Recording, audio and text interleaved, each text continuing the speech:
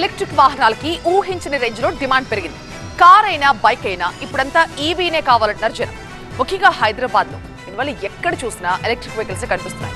ఇందుకే హైదరాబాద్ లో ఎన్ని ఈవీలు ఉన్నాయి, సిటీలో ఈ స్థాయిలో ఈవీలకి డిమాండ్ పెరగడానికి కారణం ఏంటి?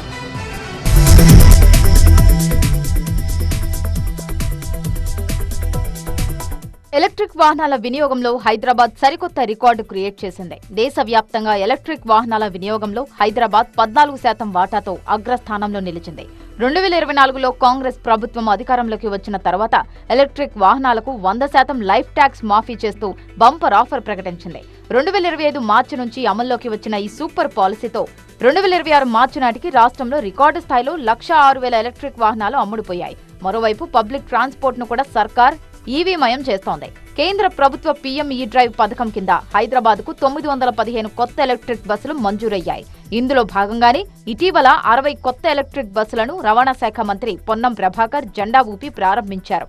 నగరంలో ఈవీల జోరు ఇంతలా పెరగడానికి ప్రధాన కారణం ప్రభుత్వం ఇచ్చిన 100% లైఫ్ ట్యాక్స్ మాఫీనే. దీనికి తోడు ప్రతి 5 కిలోమీటర్లకు ఒక ఛార్జింగ్ స్టేషన్ అందుబాటులోకి రావడం కూడా ఈవీల వాడకాన్ని ప్రోత్సహిస్తోంది. అయితే కొన్ని చోట్ల ఛార్జింగ్ స్టేషన్ల నిర్వహణ సరిగా లేదనే విమర్శలు కూడా వస్తున్నాయి. దేశవ్యాప్తంగా 4 వీలర్ల విభాగంలో ఈవీల విక్రయాలు 100% పెరగ్గా 2 వీలర్స్ విషయంలో మాత్రం సప్లై కంటే డిమాండ్ ఊహించని రేంజ్ లో ఉంది. ఈ 3 కార్పొరేషన్లు కలిపితే సుమారు 1500 వెహికల్స్ రిజిస్ట్రేషన్ అవుతుంటాయి. కొత్తవి స్టేట్ మొత్తం అయితే 3000 వెహికల్స్ పర్ డే రిజిస్ట్రేషన్ అవుతాయి. ఈ 1500లో మనకు 2 వీలర్స్ ఎక్కువ మనకు సేల్స్ ఉంటుంది. సో దాంట్లో ఇప్పుడు ఇందాక చెప్పినట్టు 12 to 15% గ్రోత్ రేట్ 2 వీలర్స్లో ఉంది. కార్స్లో అయితే ఆల్మోస్ట్ ఒక 5% షేర్, అంటే గ్రోత్ అయితే 100% ఉంది ఆల్ ఓవర్ ఇండియా ఈరోజు ప్రెస్ రిపోర్ట్స్ ప్రకారం. సో యాజ్ సచ్ బికాస్ అంటే ఎందుకు అంత హై గ్రోత్ లేదు అంటే గ్రోత్ రేట్ చూసినట్టే హై ఎండ్లోనే ఉన్నాయి కాబట్టి కార్లు about 12 lakhs electric cars. So but దాంట్లో కూడా ఎక్కువ హై ఎండ్ కార్లో ఎక్కువ ఎలక్ట్రిక్ వెహికల్స్ వెళ్తున్నారు కార్లకి. రవాణా శాఖ లెక్కల ప్రకారం నగరంలో రిజిస్టర్ అయిన ఈవీల్లో సింహభాగం 2 వీలర్స్ దే. దాదాపు 78,000 2 వీలర్స్ రోడ్లపై తిరుగుతున్నాయి. 23,000 పైగా కార్లు, 5,000 వరకు 3 వీలర్ ఆటోలు, లైట్ గూడ్స్ వాహనాలు, మరో 250 బస్సులు ఉన్నాయి. ఈ 100% లైఫ్ ట్యాక్స్ మాఫీ కింద ప్రభుత్వం జనానికి ఏకంగా 860 కోట్లకు పైగా రాయితీ ఇచ్చి అండగా నిలిచింది. మరోవైపు ఈవీ వాహనాలు కొనే ప్రభుత్వ ఉద్యోగులకు 10 నుంచి 20% వరకు అదనపు రాయితీ ఇస్తామని మంత్రి పొన్నం ప్రభాకర్ రీసెంట్ గా అనౌన్స్ చేశారు.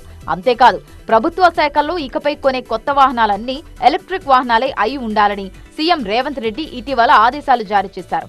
దీంతో రానున్న రోజుల్లో ఈవీ వాహనాల వినియోగం మరింత పెరిగే అవకాశం ఉంది. గవర్నమెంట్ పాలసీలు ఎంకరేజ్ చేస్తున్నారు కాబట్టి 2 వీలర్స్లో ఒక 12 to 15% గ్రోత్ రేట్ ఉందని మార్కెట్లో చెప్తున్నారు.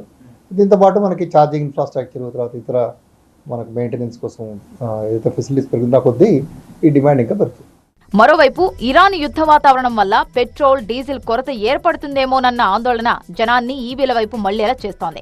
దీనికి తోడు ఈవీ కార్ల ధరలు క్రమంగా అందుబాటులోకి వస్తుండటంతో ఇన్నాళ్లు 2 వీలర్లకే పరిమితమైన మిడిల్ క్లాస్ ఫ్యామిలీస్ ఇప్పుడు ఈవీ కార్లు కొనేందుకు ఆసక్తి చూపిస్తున్నారు. ఈ క్రేజ్ ఇలాగే కంటిన్యూ అవ్వాలంటే ఛార్జింగ్ పాయింట్లను పెంచడంతో పాటు సింగిల్ ఛార్జ్తో ఎక్కువ కిలోమీటర్లు మైలేజ్ ఇచ్చేలా కంపెనీలు టెక్నాలజీని డెవలప్ చేయాలని నిపుణులు సూచిస్తున్నారు.